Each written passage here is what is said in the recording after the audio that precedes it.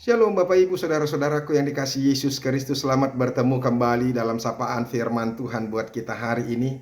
Kita masih mendengarkan firman Tuhan yang menjadi kekuatan, menjadi penghiburan, menjadi ketenangan, damai sejahtera buat kita. Sebab ketika kita melibatkan Tuhan dalam hidup kita, dalam setiap aktivitas kita, maka kita akan dikuatkan dan diteguhkan oleh Tuhan. Sehingga kita bisa menghadapi situasi apapun yang sedang terjadi dalam kehidupan kita, termasuk dalam masa pandemik virus corona ini. Tuhan pasti akan memampukan setiap kita yang terus melibatkan Tuhan dalam hidupnya. Amin. Firman Tuhan yang menjadi renungan bagi kita hari ini yaitu yang terambil dari Amsal pasal yang ke-15 ayat yang ketiga. Tetapi sebelum kita mendengarkan firman Tuhan, marilah kita terlebih dulu untuk berdoa. Kasih karunia dan damai sejahtera dari Allah Bapa dan dari anaknya Tuhan Yesus Kristus kiranya menyertai hati dan pikiranmu sekalian. Amin.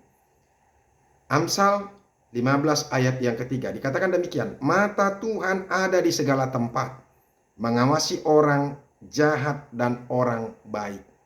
Demikianlah firman Tuhan. Pada satu kali di reality show dalam sebuah acara televisi, yaitu acara mencari bakat dalam sebuah rumah yang dimana pesertanya dikarantina di rumah itu. Hampir semua sudut rumah itu diadakan CCTV untuk memantau setiap kegiatan apa yang mereka lakukan dalam kehidupan mereka sehari-hari.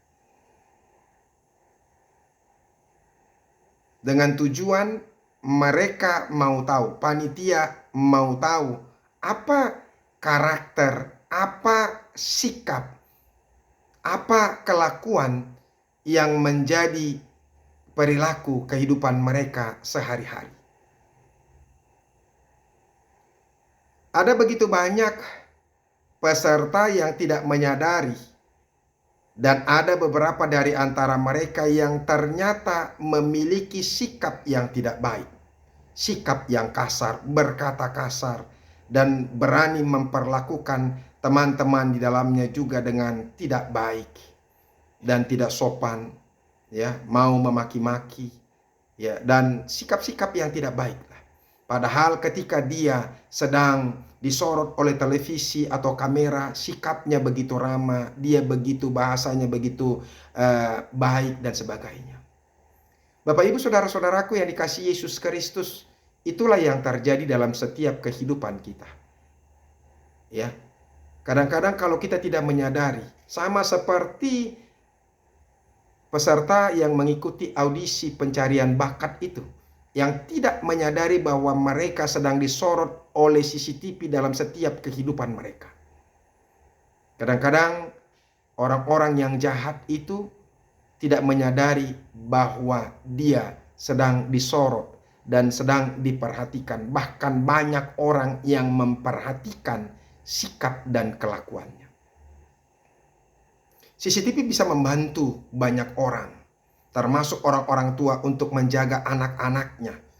Ketika dia meninggalkan rumahnya, dia boleh memantau anak-anaknya di rumah melalui CCTV yang dihubungkan dengan internet. Demikian juga para direktur-direktur atau orang-orang owner yang mempunyai perusahaan, mereka juga memberikan CCTV untuk memantau setiap gerak-gerik daripada pekerjanya. Apa yang mereka lakukan setiap harinya. Apakah mereka sungguh-sungguh bekerja dalam setiap harinya atau ada orang-orang yang lalai, maka akan terlihatlah dalam CCTV itu. Bapak Ibu Saudara-saudaraku yang dikasihi Yesus Kristus, demikian juga dengan Tuhan.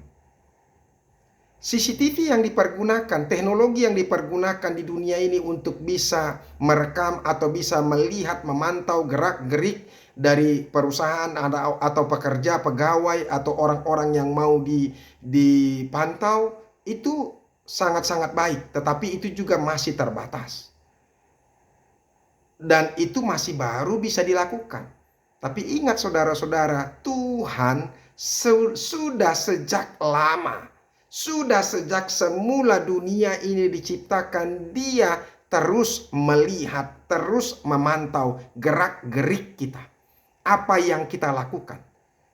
Tidak ada yang tersembunyi di hadapan Tuhan. Semuanya bisa terlihat. Bahkan bukan hanya bentuk wajah kita yang dari luar ini, tetapi isi hati kita, saudara-saudara. Dia bisa lihat. Mari kita lihat apa yang dikatakan oleh Mazmur pasal yang ke-139. Di situ dikatakan, Tuhan, Engkau menyelidiki dan mengenal aku. Engkau mengetahui kalau aku duduk atau berdiri.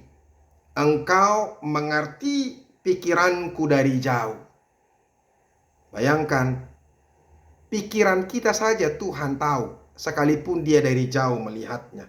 Engkau memeriksa aku kalau aku berjalan dan berbaring. Segala jalanku Kau maklumi.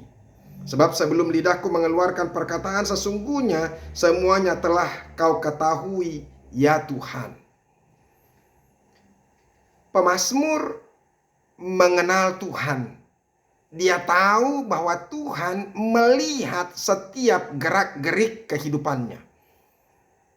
Dan dia tahu orang-orang yang percaya kepada Tuhan selalu Dia pantau. Dan juga orang-orang yang jahat. Karena apa? Artinya bahwa ketika orang-orang melakukan kejahatan, maka dia tidak akan pernah lepas dari hukum itu sendiri. Orang-orang yang jahat sekalipun orang lain tidak mengetahui, tapi Tuhan mengetahuinya. Pikirannya saja pun sebelum dia melakukan segala sesuatu, Dia tahu. Makanya berhati-hatilah saudara-saudara kalau kita boleh menipu orang lain, tetapi Tuhan tidak bisa kita tipu. Kita boleh bisa mengelabui orang lain dengan berbagai macam cara kita. Mungkin dengan gaya kita yang lembut berkata, atau mungkin dengan gaya senyum kita, tapi Tuhan tahu apa yang ada dalam isi hati kita. Ada orang yang ramah berkata-kata, tetapi dalam hatinya jahat.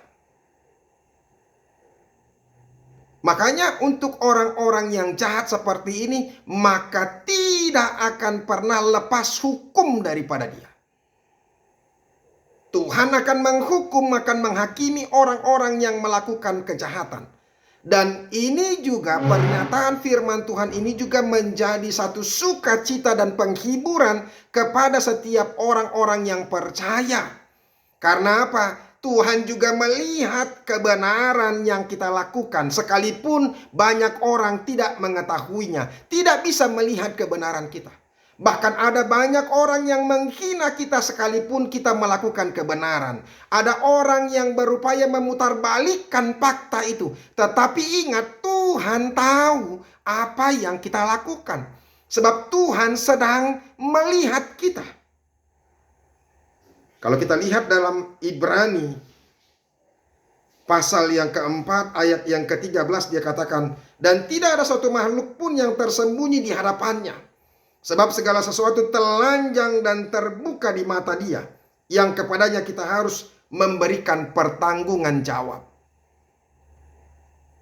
Oleh karena itu, bagi kita orang yang benar, yang terus melakukan kebenaran, sekalipun ada begitu banyak orang yang bisa memutarbalikkan fakta, menjadi saksi dusta, ingat, Tuhan yang akan membela kita.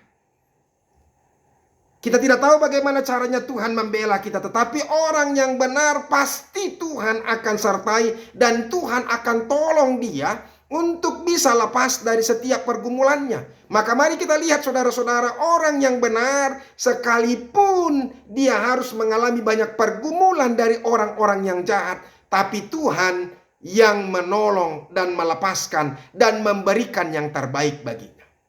Maka teruslah memelihara kebenaran dalam hidup kita.